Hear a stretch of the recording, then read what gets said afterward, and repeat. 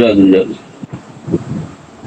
আজ এই পূর্ণ প্রভাতে আমরা আবির্ভাব মাস হিসাবে তথা আজ 18 দিন চলছে ওই মাসেরই আমরা সবাই এই জাগরণী মঞ্চে প্রযুক্তিগত বিদ্যার মাধ্যমে আমরা সবাই জড়িত আছি। তাই সর্বপ্রথম তার পদপদে আমি আমার শতকোটি প্রণাম নিবেদন করছি। তৎসঙ্গে শ্রী বর্মা, শ্রী বর্দা, শ্রী আচার্যদেব এর রাতুল চরণে আমি আমার শতকোটি প্রণাম নিবেদন করছি। তার সঙ্গে ইষ্ট পরিবারের প্রত্যেক সদস্যের পাদপদ্মেও আমি আমার আভূমি বিনম্র প্রণাম নিবেদন করছি। এই অনুষ্ঠানে যুক্ত সহপ্রতিনিধি মন্ডলী, পাঞ্জাধারী কর্মীরা, শ্রদ্ধেয় দাদারা, মায়েরা, সবাইকে আমার হার্দিক রাও জয় গুরু।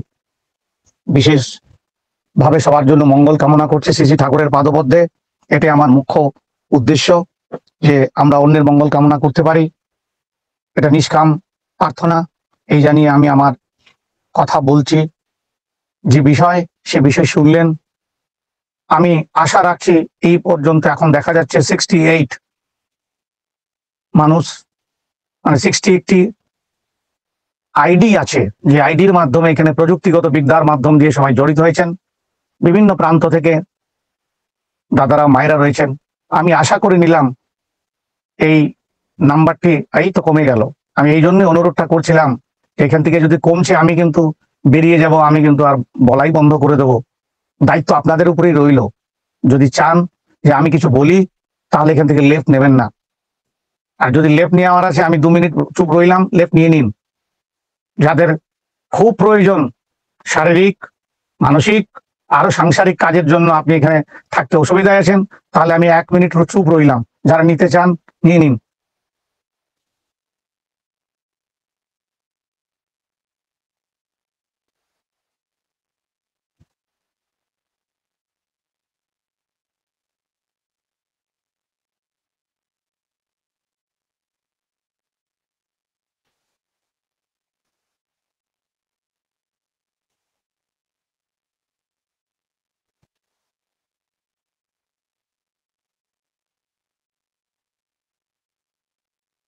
জয় গুরু।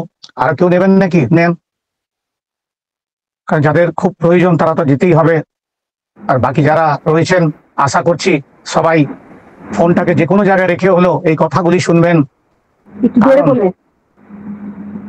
কিছু বলছেন মীরামা? কিছু বলছেন? হ্যাঁ, একটু জোরে দাদা। আরো জোরে বলবো? ওরা অনেক জোরেই তো বলছেন। আরো জোরে বলবো? হ্যাঁ হ্যাঁ হ্যাঁ।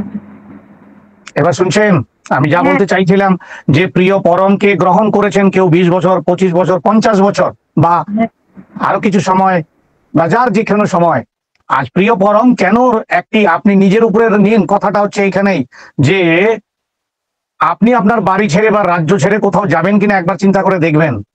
তো সেই জায়গায় আমাদের জীবনের অভিভাবক শ্রী ঠাকুর তার পুরো সংসার সহ এক কাপড়ে চলে এসেছিলেন। এটা একটা কত বড় কথা। সেই কথার কীর্তনই জানবার জন্য বলতে চাইছিলাম। কিন্তু এই কথা কীর্তন বলতে গিয়ে প্রথমেই যেটা আমি বলতে চাইছি বারবার, যাদের প্রয়োজন নাই তারা চলে যান। শ্রদ্ধেয় দাদারা, মায়েরা, আমাদের সাধনা বা আমরা যে ঠাকুরকে নিয়ে সিরিয়াস, সেই কথাটার প্রতি আপনারা সিরিয়াস হচ্ছেন না বলেই আমি এই কথাগুলি বলতে চাইছি। আজকে আমাদেরকে সুযোগ করে দিয়েছেন অপরেশ নন্দিতা, তার অদম্য সে পরিশ্রম, এই বয়সে তিনি কত কিছু করে আমাদেরকে এই সুযোগ দিচ্ছেন। কিন্তু আমি তাই শ্রদ্ধেয় অপরেশ দাকে বিশেষভাবে আমার শ্রদ্ধা এবং বিনম্র নন্দিত জয়গুরু জানিয়ে আমি ঠাকুরের কথা কীর্তন শুরু করছি। আমি আবার বলছি, কিন্তু দাদারা, মায়েরা, কেউ লেফট নিলে আমার বড় কষ্ট হয়। আমার কষ্ট এটাই হয় যে আপনারা ঠাকুরকে ছেড়ে চলে গেলেন, কিন্তু আমি ওইটাই মনে করি। কে কিভাবে নিচ্ছেন সেটা আলাদা বিষয়। আমি চলি। তো কথা হচ্ছে, এই প্রতিষ্ঠান সৎসঙ্গ শ্রী ঠাকুরের মাতা মনমোহিনী দেবী 1925 সনে সৎসঙ্গ কাগজে কলমে রেজিস্টার্ড হলো, তার 100 বছর পূর্ণ হলো। কিন্তু কি এমন হলো যে প্রতিষ্ঠার জায়গা থেকেই, যার জন্ম যেখানে সেখান থেকে তাকে চলে আসতে হয়? তার কারণ একটাই বলছি, যে তৎকালীন নেতৃবৃন্দ মানে যারা ছিল দেশের, তাদের অদূরদর্শিতা, তাদের সত্যনিষ্ঠার মধ্যে অনেক খাদ ছিল, সেটাই মূল কথা। তাই ঠাকুর সত্যদ্রষ্টা, তিনি প্রাণ পুরুষ, তিনি অন্তর্যামী, তিনি সব বুঝতে পেরেই তিনি উভয় সম্প্রদায় হিন্দু মুসলমানের ভারসাম্যতার এই আন্দোলন ব্যর্থ করার বহু চেষ্টা তিনি করেছিলেন। তদানীন্তন প্রচুর সেই সময়ের মানুষ যারা ছিলেন, দু চারজনের নাম বলছি মাত্র।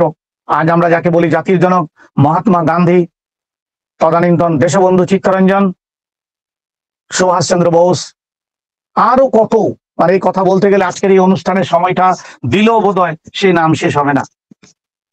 বলছিলাম যে ঠাকুর কে যারা যখনই এলেন বা ঠাকুরের কথা শুনে সবাই জানতেও এলেন, কেউ দর্শন কেউ জানতে যে এই ব্যক্তি কি বলছে।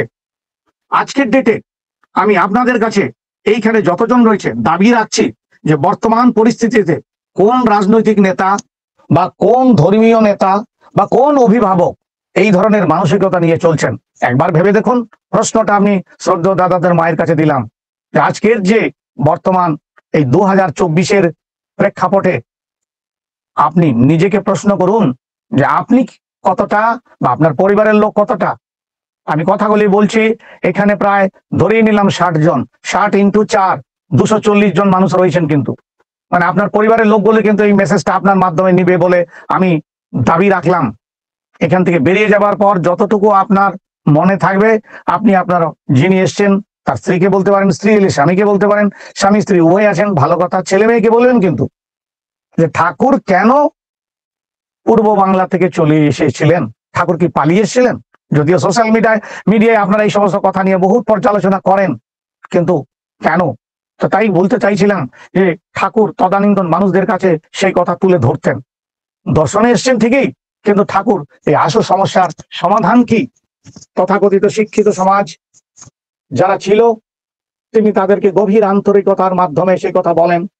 শিক্ষিত সমাজ তখনকার দিনে তেমনই ছিল, যা আজও আছে, কিন্তু তখনকার সমাজ বা প্রথম সারির নেতৃবৃন্দ শ্রী ঠাকুরকে ধর্মজগতের মানুষ বলে তাকে কেউ পাত্তা দেয়নি, সবাই উপেক্ষা করেছিলেন। তথাকথিত প্রজ্ঞাবান, জ্ঞানবান, বিদগ্ধ পণ্ডিত, প্রভাবশালী নেতৃবৃন্দ সবাই এক কথায় শ্রী ঠাকুর অনুকূল চন্দ্রকে এই যে বিষয়টা, তারপরে বিষয়টা কি, যেন দেশ যেন 3 টুকরা না হয়। আপনারা সবাই আমরা বলি দেশভাগ, দেশভাগ মানে পূর্ব বাংলা পশ্চিম বাংলা, এটা নয়। দেশভাগ বলতে বোঝাচ্ছে পাকিস্তান, পূর্ব পাকিস্তান এবং ভারতবর্ষ 3টে টুকরা হয়েছিল।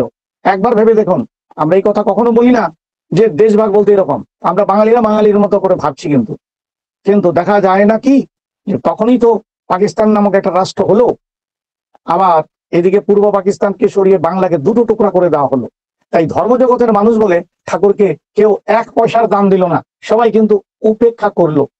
এই নেতৃবৃন্দের অসহযোগিতা বা উদাসীনতাই শ্রী ঠাকুরের এই দেশে আসার একমাত্র কারণ। ঘটনাগুলি বলছি যে ঠাকুর এই যখন চিন্তা করতে আরম্ভ করলেন, ঠাকুর নিজেই অসুস্থ হয়ে পড়লেন। ঠাকুরের তখন প্রায় 57 বছর, মানে শুরু হয়েছে ঠাকুরের যখন 50 তখন থেকে কিন্তু, আর ঠাকুর চলে এলেন 58 বছরের বয়সে। তার মানে ঠাকুরের যখন 50 বছর, তার মানে সেইগুলো কথা হচ্ছে 1936-37 থেকে শুরু হয়ে গেছে গল্প ঠাকুর। তাই তদানীন্তন সময় বিশেষ করে 39, 40, 41, 42 প্রথম বিশ্বযুদ্ধ গেল, দ্বিতীয় বিশ্বযুদ্ধ প্রায় শেষ হলো। এই অবস্থাতে যখন পৃথিবী একটা আলাদা রূপ নিয়েছে, তখন ঠাকুর নিজেই অসুস্থ হয়ে বললেন। তার উচ্চচাপ বেড়ে গেল, হাই ব্লাড প্রেশার। ঠাকুরের এই অসুস্থতার কারণের জন্য তথাকথিত সবাই, খ্রিস্ট থেকে শুরু করে সৎসঙ্গের বিদগ্ধ পণ্ডিত মহল ঠাকুরকে অন্য কোথাও বায়ু পরিবর্তনের পরামর্শ দিলেন, ডাক্তাররাও দিলেন। ঠাকুর এই সময় নানা কথা ভাবছেন, একের পর এক জিনিস দেখছেন আর ভাবছেন। বিশেষ করে যারাই এসেছিলেন তাদের বলেছেন, তাদের নাম বললাম, আপনারা সবাই জানেন যে দেশবন্ধু চিত্তরঞ্জন দীক্ষাই নিয়েছিলেন 1923 সনে, আবার 1924 সনে তিনি চলেই গেলেন। তখন ঠাকুর যতটুকু পারেন তখন বলে গেছেন তাকে। এরপর তার 20 বছর পর এই যে ব্যাপারটা চলতে থাকলো, তখন এই যখন এতে হলো, এদিকে ঠাকুরের স্বজন বিয়োগ হতে থাকলো। মানে ঠাকুরের সঙ্গে চলা বিশিষ্ট ভক্তরা, কিশোরীদা, অনন্ত মহারাজ, মাতা মনমোহিনী দেবী, ঠাকুরের শিক্ষক শশীভূষণ মিত্র এবং শ্রী ঠাকুরের অতি প্রিয় কন্যা সাধনা দেবী, একে একে সব গেল, 6 জন লোক চলে গেল। আবার এইদিকে এইরকম জনক্ষয়, সমষ্টি ক্ষয়, নারীর উপরে অত্যাচার, অর্থ লুট, ধর্মের উপর ঘাত প্রতিঘাত, এতগুলি জিনিস শ্রী শ্রী ঠাকুরের কাছে হতে থাকলো। কেন? এখন শ্রী শ্রী ঠাকুরের উপরে প্রশ্নটা আসছে যে তিনি ধর্মগুরু না তিনি পিতা? কোনটা? তিনি পিতা, তিনি পরম পিতা।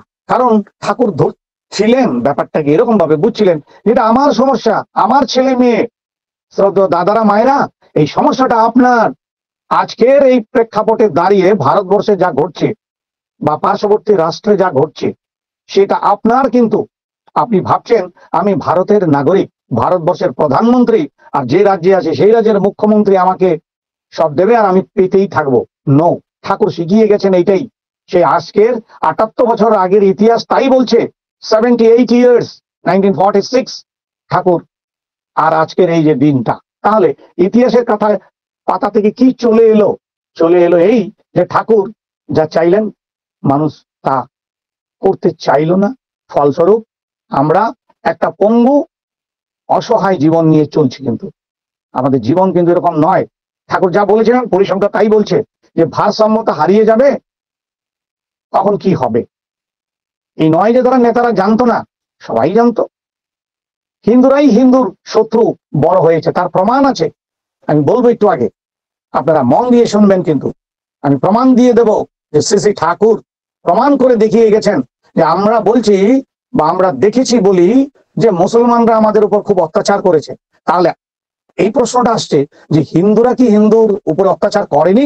প্রমাণটা পাবেন একটু পরে, একটু ধৈর্য ধরে ধরুন, বলবো তথ্য সম্বলিত ভাবে একেবারে ঠাকুরের সামনে। ঠাকুর বলে গেছেন সে কথাই বলবো, এখানে আমি বলার নয় কথা। কিন্তু 1939 সন হিন্দু মহাসভার নামে একটা অনুষ্ঠান চলছে। অভিভাবক ডক্টর শ্যামাপ্রসাদ মুখোপাধ্যায় ঠাকুরের কাছে এলেন। তিনি জিজ্ঞাসা করলেন যে কিভাবে, মানে হিন্দুরা হিন্দুদেরটা ভাবছে, মুসলমানরা মুসলমানদেরটা ভাবছে, তো হিন্দুরা কি ভাবছে? ভাবছে এই যে ঠাকুর, মুসলিম লীগ যে ভারত বিভাগের পরিকল্পনাটা করছে, আপনি বলুন ওটা কিভাবে বানচাল করা যায়। ঠাকুর বললেন যে হিন্দু মহাসভার পরিবর্তে তার নাম রাখুন আর্য মহাসভা। আর্য মহাসভা, আপনারাও আর্য, মুসলমানরা আর্য। আমরা এখানে দাঁড়িয়ে থাকা মানুষ কজন মানুষ নিজেকে আর্য বলছি, সেই ডেফিনিশনটা নিজেকে আজকের এই অনুষ্ঠানের পরে প্রশ্ন করবেন। আর শ্রদ্ধেয় অপরেশ নন্দীদার থেকে ভালো করে জেনে নিন। আমি অনুরোধ রাখবো একদিন অপরেশ নন্দীদাই নিজে যাজন করে আর্য কি বুঝিয়ে দিন আপনাদেরকে। তাহলে আর্য মহাসভাটা কি? ওই যে ভগবত গীতা পড়ে বুঝিয়ে দিয়েছে, ওইগুলোর মধ্যেই আছে। কিন্তু স্বধর্ম পালন একটু আগেই বলেছিলেন, কিন্তু ওগুলো সব আর্যের লক্ষণ। আমি যাচ্ছি না সেই বিষয়টা আজকে। তো কথাটা হচ্ছে যে এই যে হিন্দু মহাসভার বদলে নাম দিন আর্য মহাসভা।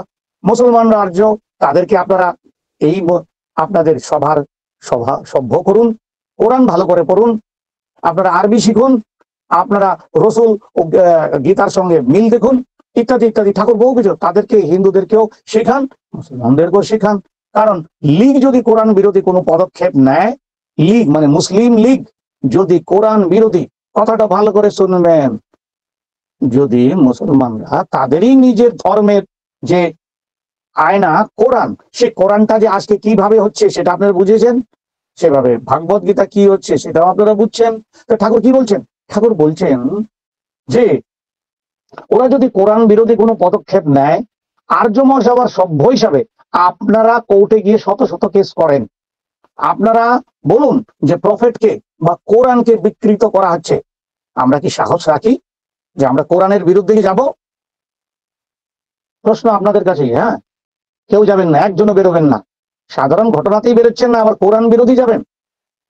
তাহলে ঠাকুর বললেন আমি নির্ঘাত জানি রসুল এসে সর্বমানবের জন্য এসেছিলেন মঙ্গলের জন্য, সংহতির জন্য, শান্তির জন্য। রসুল ও কোরআনের দোহাই দিয়ে দেশকে খণ্ডিত করার পরিকল্পনা বানচাল করে দিন। আমি তো বুঝি খাঁটি হিন্দু, খাঁটি মুসলমান, খাঁটি খ্রিস্টান, খাঁটি বৌদ্ধ, এদের মধ্যে কোনো তফাৎ নাই। আরেকটা বুদ্ধি বাতলে দিচ্ছি, সারা ভারতে হিন্দুর সংখ্যা মুসলমান তুলনায় অনেক বেশি। এই জায়গাটা মুখ্য জায়গা, ভালো করে শুনবেন।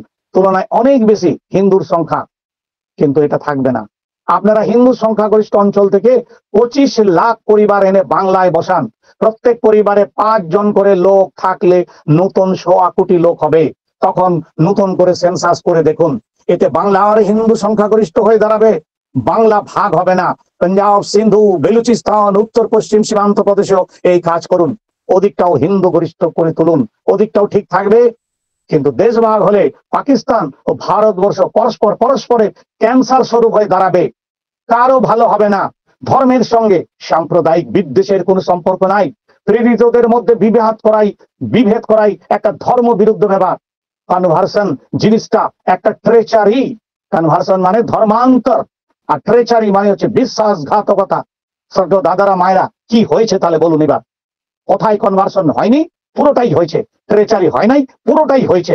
তাহলে কোথায় থাকলো পরমপুরুষ শ্রী শ্রী ঠাকুরের কথা সেই দিনকার? ফল কি আপনি পাননি?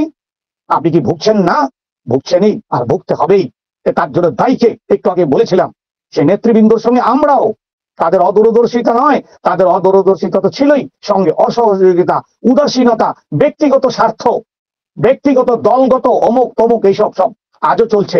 একই জিনিস চলবে। পৃথিবী এইভাবে ক্যান্সার স্বরূপ হয়েই চলবে। ঠাকুর বললেন, যদি রসুলকে আমরা অনুসরণ করতে চাই তাহলে আমাকে বদলাতে কেন হবে? তিনি বলছেন ডক্টর শ্যামাপ্রসাদ মুখার্জিকে, যে রসুলকে যদি বা খোদাকে যদি মানা হয় তাহলে খোদা তো এক। এই কথা যদি আমি স্বীকার করি, আমরা যদি প্রেরিতদের মধ্যে, আমরা বলেছেন, হ্যাঁ, আমরা যদি প্রেরিতদের মধ্যে ভেদ না করি, শান্তি সম্প্রীতির পথে চলি, হজ রোজা, নামাজ, যাকাত ও কালেমার তাৎপর্য যদি আমাদের জীবনে প্রতিফলিত হয়, তবে আমি জোর গলায় বলছি, আমি ব্রাহ্মণ সন্তান হয়েও খাঁটি মুসলমান। শ্রী শ্রী ঠাকুরের কথা। কে? ওই ডক্টর শ্যামাপ্রসাদ। আপনিও ব্রাহ্মণ, আমিও ব্রাহ্মণ, আমরা দুইজনে কিন্তু খাঁটি মুসলমান। ইসলামের প্রতিষ্ঠা তো আমাদেরই স্বার্থ। মুসলমান খাঁটি মুসলমানই হোক। আর আমি তো বলি, আমাদের খলিলদার মতো, খলিলুর রহমানের কথা আপনারা জানেন, কিন্তু খলিলুর রহমানের মতো কেন মুসলমানরা দীক্ষা নেওয়া উচিত, এইটা এই জায়গাটার মধ্যে আছে। বা মুসলমানরা দীক্ষা নিলে কি হচ্ছে, এটাই কিন্তু এই জায়গাটাই। যে আমি বলি খাঁটি মুসলমান, তো আমার চোখেই পড়ে না খলিলুর মতো। সে তো সৎসঙ্গী। আমি কখনো চাই না যে সে তার বৈশিষ্ট্য ও আত্মপরিচয় ক্ষুণ্ণ করুক। মুসলমান খাঁটি হোক, হিন্দু খাঁটি হোক, এইভাবে আরো কত কথা। তো তাই বলছিলাম, এই যে জায়গাটাই বলতে চাইলাম, এটাই কিন্তু মুখ্য কারণ। কোন ব্যক্তি পৃথিবীতে আজ অব্দি শ্রী শ্রী ঠাকুরের মতো এই বিষয়টা নিয়ে এখন পর্যন্ত চিন্তিতই না। চলছে, আমি তো চলেই যাব, অপরেশদাও চলে যাবেন। আমাদের কি আর খুব বেশি হলে, যার হয়েছে আয়ু সের পর ভবিষ্যতের কাছে আমিও দিয়ে যাব, আপনিও দায়িত্ব দেবেন। নাম বলে এই জন্য নিলাম, মানে বোঝাবার খাতিরে। আমি চেষ্টা আগেই বলেছিলাম যে এরকম একটা অনুষ্ঠান, এরকম কথা আপনি কোনোদিন শুনবেন না, শোনেন নাই। আমি বারবার বলছি, তাই কি এখানে যাবেন না, কিন্তু আমি বারবার বলছি। আরো কত কথা আমি বলার চেষ্টা করবো, জানি না, তবে প্রত্যেকটা কথা শ্রী শ্রী ঠাকুরের। এখানে সুব্রত চক্রবর্তী শ্রী শ্রী ঠাকুর এর কথার মধ্যে কোনো কথা মিশিয়ে কথা বলছে না, কিন্তু রয়েছে, প্রমাণ রয়েছে, ঐতিহাসিক পাতায় লিখিত আছে। সেই লিখিত জায়গাটাই উদ্ধৃত করছি শুধুমাত্র। শ্রী শ্রী ঠাকুর বলেছিলেন, এই যে বাক্য আগে বললাম যে 25,000 লোক এদিকে ওদিকে আনতে, তার মানে বিভিন্ন জায়গায় যেখানে মুসলমান প্রধান সেখানে হিন্দুদের পাঠান, যেখানে হিন্দুরা প্রধান সে মানে তার মানে দুই জায়গায় একচেঞ্জ। তখন এই যে কথাটা ঠাকুর বললেন, যে এই বিষয়টা শ্যামাবাবু বললেন, ঠাকুর এর জন্য যে বহু সময় লাগবে, বহু টাকা লাগবে, কোথায় পাবো টাকা? শ্রী শ্রী ঠাকুর বললেন, হিন্দুদের মধ্যে জমিদার রাজা ও ধনী লোকের তো অভাব নাই। দেশ ভাগ হলে তাদের যে সর্বনাশ হবে, তার থেকে রেহাই পাওয়ার জন্য এই ব্যয় অবশ্য করণীয়। মানে টাকাটা খরচা হলেও করতে হবে, ঠাকুর বলেছিলেন। না করে কি হলো, তারা তো নিজেই দেখলেন এখন আপনারা। এতে তাদের স্বার্থ রক্ষা পাবে কারা? যারা টাকা খরচা করবে, মানে জমিদাররা। আর না হলে ওই গীতার কথা, সর্বনাশে সমুৎপন্ন, অর্থাৎ তেজতি পণ্ডিত গদায় লস্করি চালে চললে চলবে না। মাজার কাপড় বেঁধে লাগুন, মাজায় কাপড় বেঁধে লাগুন। 7 ঘাটের জল 1 ঘাটে করুন। 7 ঘাটের জল 1 ঘাটে করে ফেললেন। অনেক কর্মী লাগবে, দিন রাত খাটতে হবে। যা কলাম তা যদি করতে পারেন, সারা ভারত আপনাকে মাথায় মণি করে রাখবে। আপনি অত বড় বাপের ছেলে, আপনি মনে করলে অবশ্যই পারবেন। শ্যামাবাবু বলছেন, আপনি আশীর্বাদ করুন। শ্রী শ্রী ঠাকুর বললেন, আমার বুক ভরা প্রার্থনা ও শুভেচ্ছা রইল, আদা জল খেয়ে লেগে যান। আপনি অত বড় বাপের ছেলে, আপনি মনে করলে অবশ্যই পারেন। শ্রদ্ধেয় দাদারা মায়েরা, ডক্টর শ্যামাপ্রসাদ মুখার্জি এই কাজে নেমেছিলেন, কিন্তু তিনি 1940 সনে ঠাকুরের সঙ্গে দেখা করেছেন। তার সঙ্গে আবার সৎসঙ্গে লোক 1941 সনে দেখা হয়েছিল। ঠাকুর 6 জন বিয়োগের পর, ওই যে 6 জন লোকের নাম বললাম একটু আগে বলেছি, তার মানে শ্রী ঠাকুরের মাতৃদেবী, নিজস্ব সন্তান সাধনা দেবী, শশীভূষণ মিত্র শিক্ষক, অনন্ত মহারাজ এবং কিশোরী দাকে হারিয়ানোর পর, ঠাকুর আরো ভেঙে যাওয়ার পর এই হাওড়ার ঘুষুরি অঞ্চলে জেনারেল অ্যাটর্নি অসীম কুমার দত্তের বাড়িতে এসেছিলেন। সেখানেই ঠাকুর ছিলেন 2 মাসের উপরে। সেখানেও কিন্তু এসেছিলেন ডক্টর শ্যামাপ্রসাদ মুখার্জি। এই অ্যাটর্নি অসীম দত্ত বাড়িতে ওখানে ব্যারিস্টার নির্মল চন্দ্র চ্যাটার্জিও এসেছিলেন সঙ্গে ডক্টর শ্যামাপ্রসাদ। তো কথা হচ্ছে, দেখা যায় ইতিহাস কি বলছে, কাগজ কি বলছে, ডকুমেন্ট কি বলছে, এই শ্যামাপ্রসাদ মুখোপাধ্যায়কে খুন করা হয়, যদিও অফিসিয়ালি বলা হয় তিনি জ্বরেই মারা গেছেন। এ কথা আপনারা জানেন। তদানীন্তন সময় কি হয়েছিল, ভারতবর্ষের প্রধানমন্ত্রী জওহরলাল নেহেরু ডক্টর শ্যামাপ্রসাদ মুখার্জির কাছে কি চিঠি দিয়েছিলেন, তিনি এসে দেখা করেছিলেন, কি হয়েছিল সেগুলো আপনারা জানেন, সবই জানেন। তাহলে দেখা গেল যে ওই যে সরিয়ে দেওয়া হলো, কে সরিয়ে দিল, কাকে, কোথায়, কি, ব্যাপারটা তো এখানেই প্রশ্ন তো আসছেই। কেন শ্যামাপ্রসাদ মুখার্জি এরকম, কাশ্মীরে কি হলো, ঘটনাটা জানবেন আপনারা নিজে করে। সৎসঙ্গের অনুষ্ঠান থেকে বলা উচিত নয় এখানে আমাকে। তো যাই হোক, 1944 হয়ে গেল। এবার ঠাকুর অসুস্থ হয়ে পড়ার জন্য ঠাকুরের জন্য বাড়ি টাড়ি দেখা হতে থাকলো। দেখা গেল যে এদিকে দ্বিতীয় বিশ্বযুদ্ধ শেষ হচ্ছে, ব্রিটিশ গভর্নমেন্ট চাইছেন যে একটা অন্তর্বর্তী সরকার গঠন হোক এবং ভারতের মুসলিম লীগ এবং ভারতীয় জাতীয় কংগ্রেস 2 দল পরামর্শ করে নিজেদের মধ্যে কে প্রধানমন্ত্রী হবে সেই বিষয় হোক এবং তারা ক্ষমতা পাওয়ার অফ ট্রান্সফার করে চলে যাবেন। স্বাধীনতাটা কিরকম সে বিষয় কে কতটুকু জ্ঞান রাখেন সেটা আপনার ব্যক্তিগত বিষয়। ভারতীয় নাগরিক হিসাবে আমি আপনাকে বুঝিয়ে দেওয়ার জিনিস নয়, আপনারা নিজেরাই বুঝবেন, যে নিজেরাই বোঝা উচিত যে আপনারা কে কিভাবে আপনার স্বাধীনতাটা আপনি নিজে নিয়ে চলবেন। তো দেখা যায় ব্রিটিশ সরকারের এই সময়ের এই প্রস্তাবের মাধ্যমে তখন রিয়েল স্বরূপ বেরোতে আরম্ভ করলো। এতদিন আগে হিন্দু মুসলমান, তারপরে শুরু হলো দেশের বিভাগের গল্প, পুরাপুরি রাস্তায় নেমে চলে এলো। সিনেমা নয়, এবার পিকচারও নয়, এবার হচ্ছে অ্যাকশন। এই কি অ্যাকশন না, বলছে ব্রিটিশের এগেনস্টে দাবি রেখে দিল নেতৃবর্গরা, মুসলিম লীগের নেতা জিন্নাহ সাহেব যে আলাদা পাকিস্তান রাষ্ট্রের দাবিতে অটুট রইলেন। মাসাধিকের কালের পর কাল যেতেই থাকলো, অনেক আলাপ আলোচনা হলো, কিছুই হলো না। পৃথক রাষ্ট্র চাই এবং তারা নিজেদের দলের মধ্যে আভ্যন্তরীণ প্রস্তাবও পাশও করে ফেললো, ইত্যাদি ইত্যাদি চললো। কিন্তু ভারতীয় জাতীয় কংগ্রেস কিছু বুঝলো কি বুঝলো না, তারা বোঝার আগে বহু কাণ্ড হয়েও গেল। শোনা যায়, ইতিহাসের পাতায় রয়েছে, আপনারা হয়তো অনেকে দেখেছেন, এখানে যদি এরকম বৃদ্ধ ব্যক্তি রয়েছেন তিনি হয়তো দেখেছেন কি না, একটা পিকেটিং হবে কবে না, 16ই আগস্ট 1946। 1946 এর 16ই আগস্ট পিকেটিং হবে। মানুষ ভাবলো পিকেটিং হবে, এরকম তো হয়, পিকেটিং, ধর্না টর্না ইত্যাদি। কিন্তু দেখা গেল সেই পথ অবরোধ করে যে পোশাকি নামটা পরবর্তীতে আসলো, তার নাম ছিল কিন্তু ডাইরেক্ট অ্যাকশন ডে। ফলস্বরূপ প্রায় 10 লক্ষ নরনারীকে হত্যা করা হয়েছিল, নরলীলা হত্যা করা হয়েছে, কচু কাটা হিসাবে মানুষ কাটা হয়েছে। ট্রেনে করে লাশ ভর্তি ট্রেন পাঠানো হয়েছে শিয়ালদহ স্টেশনে, সুদূর পূর্ববঙ্গ থেকে। শুধু ড্রাইভার, ইঞ্জিনে আর পিছনে গার্ড আর নরদেহ নিয়ে এসে এই শিয়ালদহ স্টেশনে নামিয়ে দিয়ে গেছে। আজও পরিবেশ তাই। কিন্তু আপনারা খালি কি ভাবছেন, বাংলাদেশ এখন মুসলিম প্রধান হয়ে গিয়ে আমরা প্রায় 5% চলে এসেছি হিন্দু। আর এই রাজ্যের অবস্থা আপনারা নিজেরাই জানেন, ভারতবর্ষের অবস্থা আপনারা সবাই জানেন কি চলছে। ঠাকুরের কথা তো কেউ মানলো না, এখন ফলটা দেখেন।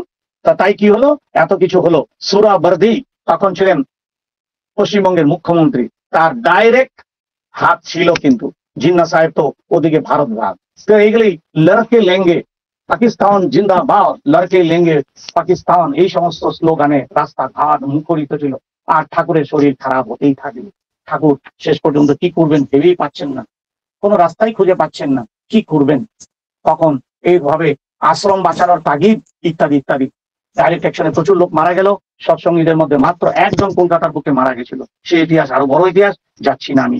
তখন পাটনাতে একটা কৈরল নামক জায়গাতে ঠাকুরের জন্য একটি বাড়ি দেখা হয়েছিল, ঠাকুর বায়ু পরিবর্তনের জন্য যাবেন, ঠাকুর সেটাও গেলেন না। এরপর ফেব্রুয়ারি মাসে শ্রদ্ধেয় কেষ্টদা দেওঘরে এসে বাড়ি খুঁজে গেলেন, বাড়ি কিছু পেলেন না।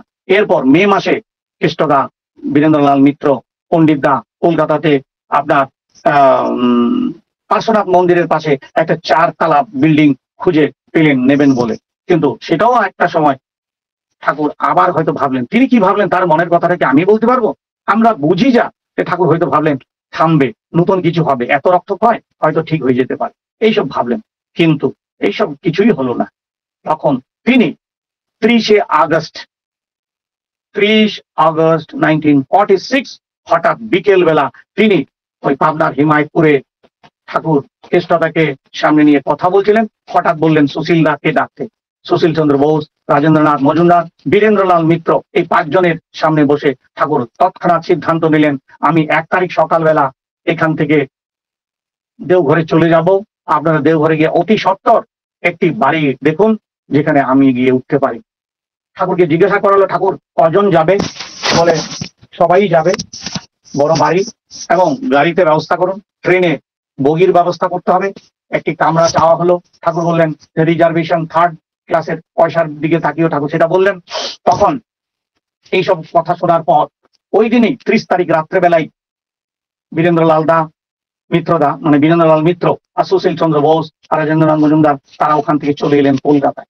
কলকাতায় এসেই ভোরবেলা 31 তারিখ 31 আগস্ট 1946 তারা গেলেন কলকাতার ফেয়ারলি প্লেসে।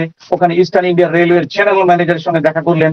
বললেন যে আমাদের প্রাণপুরুষ শ্রী ঠাকুর এই দেশে আসবেন, বায়ু পরিবর্তনের জন্য আপনি একটা বিশেষ কোর্স মানে 3rd শ্রেণীর কোর্স দিন। তারা বললো 3য় শ্রেণীর কোনো রিজার্ভেশন হতেই পারে না, হয় শুধু উচ্চ শ্রেণীর। আপনারা উচ্চ শ্রেণীর যদি চান তাহলে আমরা দিতে পারি।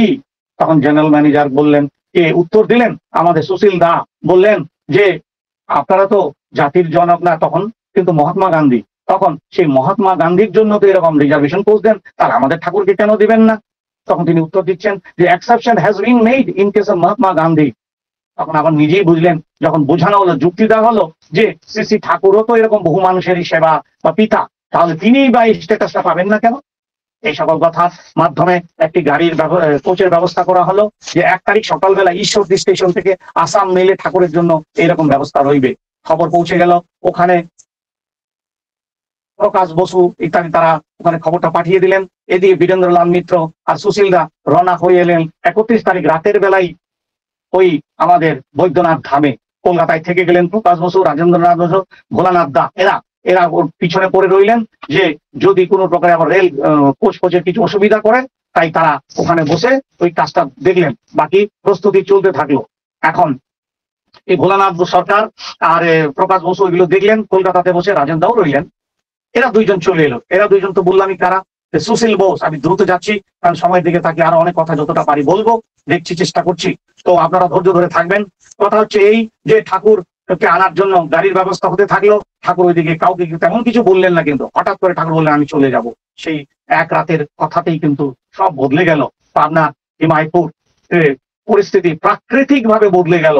হঠাৎ করে যেন সূর্যদেব যেন ডুবেই গেলেন। সেই 1 তারিখ ভোরবেলা সূর্যদেব আর উঠছেন না। চারিদিকে চলছে প্রচন্ড বৃষ্টি, ঝড় নয় অবশ্য, প্রচন্ড বৃষ্টি। চারিদিকে গরু, ছাগল, ভেড়া ইত্যাদি যেন কাঁদছে, এরকম পরিবেশ বিভিন্ন জায়গায় পাওয়াও গেছে।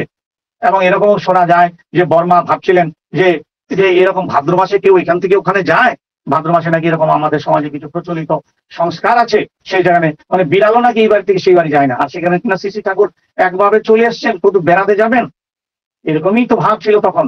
কিন্তু ঠাকুর এলেন। কিন্তু শোনা যায় বিড়ালেরা নাকি তখন করে শ্রী বর্মার পায়ে আঁচড় দিয়ে বোঝাতে চাইছিলেন বোধ এইটাই, মা তুমি যেও না।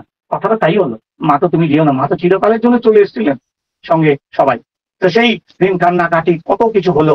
তারপরে সেই ঠাকুর মাতৃমন্দিরে বসে চোখ ছলছল অবস্থায় বসেছেন। তার মাতৃভূমি তার 1 ঘন্টা পরে তিনি ছেড়ে দিচ্ছেন। কি বেদনাত্মক ইতিহাস। তখনকার সময় সে সৎসঙ্গের যে আমাদের সম্পত্তি ছিল প্রায় 1.5 কোটি টাকার সম্পত্তি ঠাকুর ছেড়ে আসছেন। কেউ কিন্তু খুনা করেই বুঝতে পারেনি, এই পৃথিবীতে কোনো মানুষই সেদিন বুঝতে পারেনি যে ঠাকুর কি সিদ্ধান্ত নিলেন। তাই ঠাকুর যখন বেরোলেন ওখান থেকে, আমাদের বীরেন্দ্রনাথ ভট্টাচার্যদা বলছেন এবার আপনারা সরুন, ঠাকুরকে আর প্রণাম করবেন না। ঠাকুর উঠলেন, দাঁড়ালেন। তখনকার ও সময় বিশ্বাস কোম্পানি ওখানকার পাবনার হিমায়তপুরে ট্রান্সপোর্ট কোম্পানি 4খানা বাসের ব্যবস্থা করেছিলেন। 3খানা বাস রওনা হয়ে গেল তাড়াতাড়ি সবাইকে নিয়ে। 1খানা বাস আর মোটর গাড়ি রইল। ঠাকুর ধীরে ধীরে এগোচ্ছেন। হরিপদ শাখায় একটা ছাতি ধরেছেন। ঠাকুর হাতে একটা ভিজা ধুতি, আর এই শুধু খালি গায়ে ভিজা ধুতি পরেই ঠাকুর চলছেন। চলতে চলতে ঠাকুরের চোখ ছলছল অবস্থা। এদিকে সবাই বিদায় দিচ্ছেন। ঠাকুর সমস্ত জিনিসের ব্যাপার তখন সতীশচন্দ্র গোস্বামী দা এবং শ্রী শ্রী বরদার বাল্যবন্ধু মোহাম্মদ আসাদুদ্দিনের হাতে ছেড়ে দিয়েই চলে আসছেন। তাদেরকে বলছেন যে আপনারা দেখে টেনে রাখবেন ইত্যাদি ইত্যাদি। তখনকার ওই মুসলিম সমাজও কিন্তু তখন ঠাকুরের এই বিষয়টাকে বুঝে চোখ চলাচল অবস্থায় ঠাকুরকে বিদায় দিলেন। ঠাকুর রওনা হচ্ছেন, হরিপদ সাহারা আগে আগে যাচ্ছেন।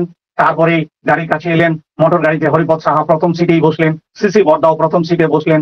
ড্রাইভারের সঙ্গে ড্রাইভার ছিলেন ভূপেশ দত্তদা, পিছনে বসলেন ডক্টর প্যারি নন্দীদা, মাঝে রইলেন সানুদি মানে শান্তনাদি ঠাকুরের মেয়ে, আর আরেকদিকে বসলেন শ্রী শ্রী ঠাকুর। এইভাবে গাড়ি রওনা হলো, কিন্তু কিছু দূর যাওয়ার পরেই গাড়ি খারাপ হয়ে গেল। তারপর সেই ঠাকুরকে নিয়ে সেই গাড়ির তো মোটর খারাপ হয়ে গেল, তখন ওই যে একটি বাস পিছনে ছিল, ওটিতে করেই ঠাকুর আবার এলেন। এই জায়গাটায় একটু আমি গ্যাপ রাখলাম, আপনারা মনে রাখবেন যে কোথায় আমি এখানে রাখলাম। আমি আরেকটা কিছু বলতে চাইছি কি, যে ঠাকুর গাড়িতে উঠলেন, গাড়ি খারাপ হলো, কিন্তু ঠাকুর চলছেন। এর জায়গায় একটু কথা অন্য জায়গায় বলে দিচ্ছি, যে ঠাকুরকে যখন এই সমস্ত কথার পরিপ্রেক্ষিতে ঠাকুর যে জার্নি করলেন, তার আগের জায়গাটা একটু বলে না দিলে এটা থেকে যাবে। ওই যে তখন বলেছিলাম একটু আগে যে শ্যামা প্রসাদ, আমি জানি আপনাদের কষ্ট হচ্ছে, খুব তাড়াতাড়ি বলছি, আপনারাও ব্রেন ইউজ করছেন, করার কিছু নাই, সময়ের মধ্যে আমাদের বলতে হবে। তো ঠাকুর ওই তখন 1942 সনের কথা বলছি, 1939-এ বলেছিলাম, 40-তে বলেছি, 41-এ কাকে, শ্যামা প্রসাদ মুখার্জিদেরকে বিশেষ ভাবে বলা হয়েছিল কি, যে আপনারা কিন্তু হিন্দু এদিক ওদিক করুন, মুসলমানদেরকে ভারসাম্যটা মেনটেন করেন। ঠাকুর তখন এই এপ্রিল মাসেই 1942 সন 250 জন ঠাকুর ব্যক্তিগত প্রয়াস নিলেন। শ্রদ্ধেয় দাদারা মায়েরা, এবার ভালো করে শুনুন, আজকের ডেটে কজন মানুষ 1 টাকার উপর ইষ্টভীতি করেন সে কথা ভেবে নেবেন কিন্তু। আর এখানে ঠাকুর কি করলেন না, 1942 সনে 250 লোককে ঠাকুর 300 টাকা করে দাবি করলেন, যে তোমরা 300 টাকা করে দাও, আমি একটা ফান্ড করি, তহবিল গঠন করি, তারপরে কি করব না, এই লক্ষাধিক টাকা দিয়ে আমি কিছু জমি কিনবো এবং কিছু মানুষকে আদান প্রদান করে একটা নতুন গ্রাম সৃষ্টি করব। 300 টাকা করে দিলেন, প্রায় 75,000 টাকা হলো। 1942 থেকে 1944-এর মধ্যে ঠাকুর লক্ষাধিক টাকা গ্রহণ মানে তৈরি করলেন ফান্ড, এবং বিভিন্ন জায়গা থেকে ক্ষত্রিয়, পার্শ্বব, বিহারি কৃষক পরিবারকে আশ্রমের আশেপাশে আনা হলো। পাবনার তখন এই জায়গাটা ইন্টারেস্টিং জায়গা, যে হিন্দুরা হিন্দুর বিরুদ্ধে করেছে, এই যে প্রমাণ দিচ্ছে এবার, যে পাবনার গোকুল সাহা প্রমুখ জমিদার, হিমায়তপুরের শক্তি মন্দিরের আরো অনেক হিন্দু মন্দির, কিন্তু আজকে হিন্দু মন্দির ভেঙে ফেলছে বলে চিৎকার করছেন। হ্যাঁ, আর সেদিন কি করেছিলেন শ্রী শ্রী ঠাকুরকে কে ওই পাবনার গোকুল সাহা, আরো তো অনেক, একটা নামই বলছি কি, আবার হিমায়তপুরের শক্তি মন্দির, তারা আমাদের আশ্রমের প্রভাব সম্পদ বাড়তে দেখে ঈর্ষা পরায়ণ হয়ে নানা বাধার সৃষ্টি করেন। আপনারা চিন্তা করে দেখুন, একদিকে হিন্দু নারীদের লুট হচ্ছে, আবার হিন্দুরাই আবার হিন্দু লুট করছে। এবার কিন্তু নিরীহ সম্বল হিন্দু গরিব বিধবার পুত্র ছিল ওখানে একটি, ওখানে আমাদের গরিব বিধবার পুত্রকে, তপবনের ছাত্র ছিল সে, আশ্রম তুমি, তার নাম ছিল হরেন ভদ্র, তাকে খুন করা হয়, হিন্দুরা করেছিল। তারপরে এই যে বহিরাগত কৃষকগুলি এসেছিল, তাদেরকে অনেক লাঞ্ছনা করতে হয়। প্রতিকূল পারিপার্শ্বিক আক্রমণ প্রতিরোধের জন্য 1943 সাল থেকেই গরমের সময় পাবনা আশ্রমের সমস্ত সক্ষম পুরুষরা, তখন ভালো করে শুনবেন, সারা রাত জেগে পাহারা দিতে হতো। তার মানে 1943 থেকে পাহারা শুরু হলো আশ্রমে। কে কখন ঘরে আগুন লাগায়, কে কখন অতর্কিতে ছোড়া মারে, সেই ভয়ে সন্তুষ্ট থাকতো সবাই। সেই পাহারায় কে কে ছিল, পূজনীয় খেপুদা, বরদা, ছোটদা, সুধাংশুদা, কেষ্টদা, সুশীলদা, শরৎদা, ভোলনাথদা, ব্রজেনদা, মতিদা, কত দাদা, এখানে 500-700 দাদার নাম বলতে হবে। কিন্তু ঠাকুর দুঃখ করে বললেন কি, ওইটা শেষের জায়গায় বলবো, যদি ভুলে যাই আমাকে নন্দীদা শেষ মনে দেবেন, একটা বড় জায়গা বলবো শেষে, যেখানে আমি বলবো শেষ সেখানে কিছু বলবো। এবার বলছি যে এই যে ঠাকুর এগুলি বলার পরে দেখলেন যে হিন্দুরাও মারছে, অমুকও মারছে, মুসলমান হচ্ছে, এইসব সেসব গাড়ির ব্যাপারে এবার আসে। কি হলো না, ঠাকুর বাসে করে স্টেশনে এলেন, ততক্ষণে কি হলো না, গাড়ি চলে গেছে, আসাম মেল বেরিয়ে গেছে।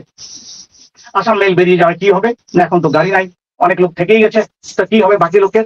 তখন ওই স্টেশন মাস্টার তিনি গুরু ভাই পরবর্তী ট্রেন সান্তাহার প্যাসেঞ্জার সেটির অপেক্ষায় রইলেন, প্ল্যানিং করলেন সান্তাহার প্যাসেঞ্জারে ঠাকুরকে পাঠাবেন। গাড়িটি এলো, গাড়ির মধ্যে গার্ড ছিল প্রবীর কুমার সান্যাল, একটি অদীক্ষিত মানুষ। তাকে সেই আমাদের গুরু ভাই দাদা বললেন, ভাই আমার ঠাকুর যাচ্ছেন, আমার জীবনদাতা, তুমি ভালো করে নিয়ে যাও। প্রবীরদা কি করলেন, একটি দ্বিতীয় শ্রেণীর কোচকে খালি করলেন। শিক্ষা খালি করার মানে তারা কোথায় গেল না, আরেকটি তৃতীয় শ্রেণীতে তাদেরকে রিকোয়েস্ট করলেন যে ভাই এরকম মানুষ যাচ্ছে, তোমরা আরেক কোচে চলে যাও। তারা খালি করলো। শ্রী ঠাকুর পরিবার বর্গ সহ সেই তৃতীয় শ্রেণীর কোচে উঠলেন। কোনটাতে? সান্তার প্যাসেঞ্জার ঠাকুরকে নিয়ে চলে এলেন। প্রবীর কুমার সান্যাল রাস্তায় বারবার গিয়ে দেখছেন যে কোনোদিন তো আমি হিমায়তপুরে গিয়ে দেখিনি, এই সেই মানুষ যাকে নিয়ে এত কিছু। তারপর তিনি বুঝতেই পারছেন না যে কি হচ্ছে ব্যাপারটা। তারপরে গাড়ি এলো নৈহাটিতে। তার আগে আসাম মেল এসে গেছে কিন্তু নৈহাটি স্টেশনে।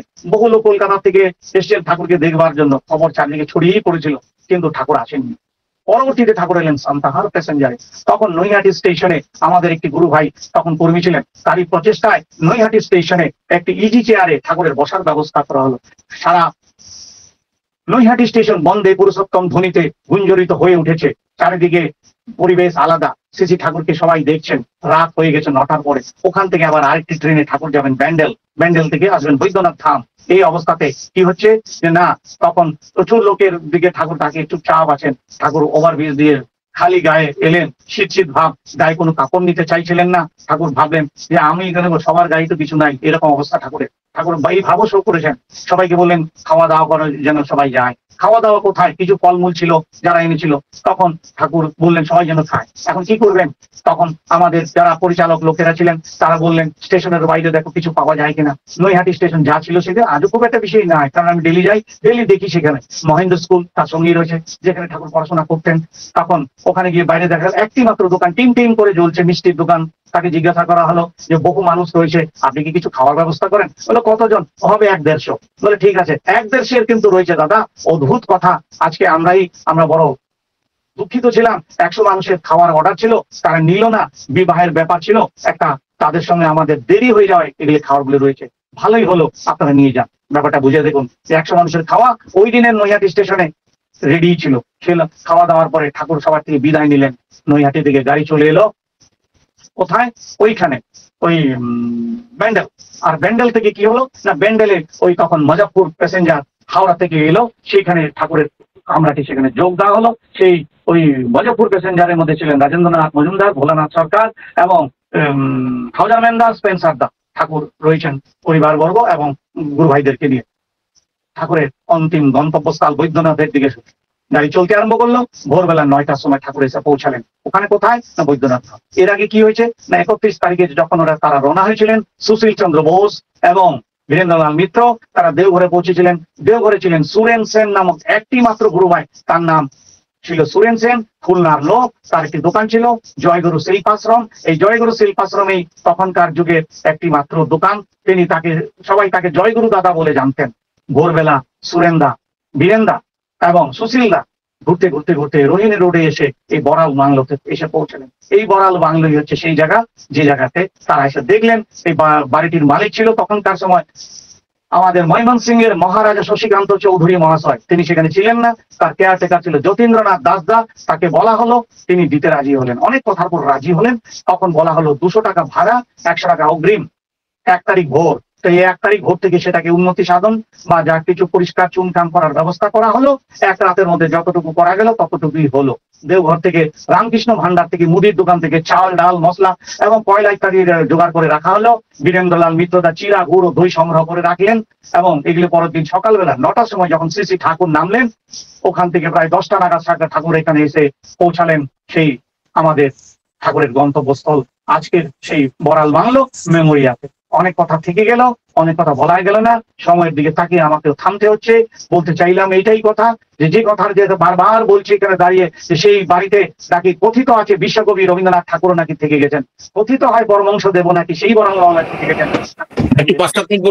যতদূর পারলাম আমি ততটুকুই আপনাদের সামনে তুলে ধরলাম। এই ইতিহাস আপনারা নিজেরা পড়াশোনা করুন, নিজের জানবার চেষ্টা করুন। ঠাকুর কেন কত কষ্ট করে এখানে এসেছিলেন সেই ব্যাপারটা আজও কিন্তু একই থেকে গেছে, বিশেষ কিছু বদল হয়নি। ভারতবর্ষের বর্তমান চেহারা এখনই রয়েছে। এই জায়গাটার মধ্যে আমি আর 2 মিনিট নেব, বলেছিলাম আমার মনে পড়ে গেছে যে আমি কি বলতে চাইলাম। এবার খুব ধ্যান দিয়ে মাত্র 2-3 মিনিট আপনাদের কাছে আমি ক্ষমা ভিক্ষা চাইছি। শ্রী ঠাকুরের কথা দামি, একেবারে দামি কথা, দাড়ি কমা বিহীন ভাবে আমি বলছি। কিন্তু শ্রী ঠাকুর সেই সময় মাঝে মাঝে দুঃখ করে বলতেন, আমি যে কি জন্য কি করছি তা কেউ বোঝে না। ওরা তো আমার সঙ্গে শত্রুতা করছে না, শত্রুতা করছে নিজেদের সঙ্গে, নিজেদের ভবিষ্যৎ বংশধরদের সঙ্গে, সমগ্র সমাজের সঙ্গে, ধর্মের সঙ্গে, কৃষ্টির সঙ্গে। আমার আর কি করবে? নেংটের আবার বাটপাড়ের ভয়। শালগ্রামের শোয়া বসা দুই সমান। আমি টাকার মানুষ না, আমি মানুষের মানুষ। মানুষই আমার একমাত্র সম্পদ। আমাকে বেটা দায় ফেলা মুশকিল আছে। পরম পিতার দয়ায় মানুষগুলিকে যদি তাজা তরতরে রাখতে পারলে আমার আর কিছুর জন্য চিন্তা ভাবনাই নাই। আমি ভাবি দেশ ভাগ যদি হয়, কোটি কোটি হিন্দু মুসলমান কি দুরবস্থায় পড়বে। তাই গীতায় আছে মাইবত্যে নিহতা পূর্বমেব, তার মানে পরম পিতার বিধান অনুযায়ী তারাই নিহত হয়ে আছে। যাই হোক, শ্রী শ্রী ঠাকুর ভারতবর্ষের সব সম্প্রদায়ের কল্যাণের দিকে তাকিয়ে যেভাবে দেশ ভাগ এড়াতে চেয়েছিলেন, তা আমাদের প্রচেষ্টার অভাবে প্রচন্ড প্রতিকূলতার ফলে বাস্তবায়িত হতে পারেনি। তবে বিশ্বের মঙ্গলের জন্য শ্রী শ্রী ঠাকুর আজীবন দীক্ষা, শিক্ষা, বিবাহ ইত্যাদি জীবনের যাবতীয় ব্যাপার, বিষয় ও সমস্যা সম্বন্ধে যত কথা অতীত, বর্তমান ও ভবিষ্যতের সামনে তিনি দিয়ে গেছেন, এক সূত্রে তাকে রেখে গেছেন, সেগুলি ভাবতে গেলে আমাদের মাথায় ঘুরে যাবে। আমরা যদি সেগুলিকে বাস্তব জীবনে প্রয়োগ করতে পারি, তবেই নিশ্চয়ই একদিন স্বর্গ নেমে আসবে এই ধরনের ধুলিতে। জয় গুরু।